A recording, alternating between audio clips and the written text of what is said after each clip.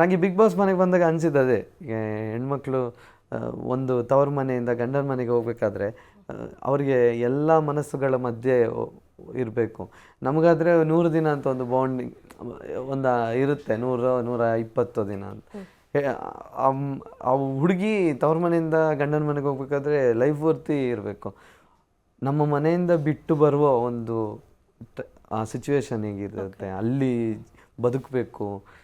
ಅದೇ ಅನುಭವ ಅಲ್ಲಿ ನಮಗೆ ನೋಡಿದ್ದೀವಿ, ಕೇಳಿದ್ದೀವಿ, ಇದೇನು ಸಿಂಪಲ್ ಅಂತ ಅನಿಸ್ಬೋದು. ಬಟ್ ನಾನು ಹುಡುಗ ಆಗಿ ಆ ಬಿಗ್ ಬಾಸ್ ಮನೆಯಲ್ಲಿ ಅನುಭವ ಪಟ್ಟಾಗ ನನಗೆ ಅನಿಸಿದ್ದಿದೆ, ಇಂಥ ಅನುಭವದಲ್ಲಿ ನಾನಿದ್ದೀನಿ ಅಂದರೆ ಎಲ್ಲ ಹೆಣ್ಮಕ್ಳ ಜೀವನ ಕೂಡ ಇದೇ ಥರ ಅಲ್ಲ ಅಂತ.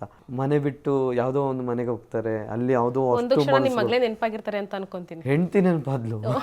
ಅಷ್ಟು ಮನಸ್ಸುಗಳ ನಡುವೆ ಇರಬೇಕಂದ್ರೆ ನಾವು ಎಷ್ಟು ಅವ್ರಿಗೆ ಸಪೋರ್ಟಿವ್ ಆಗಿರಬೇಕು.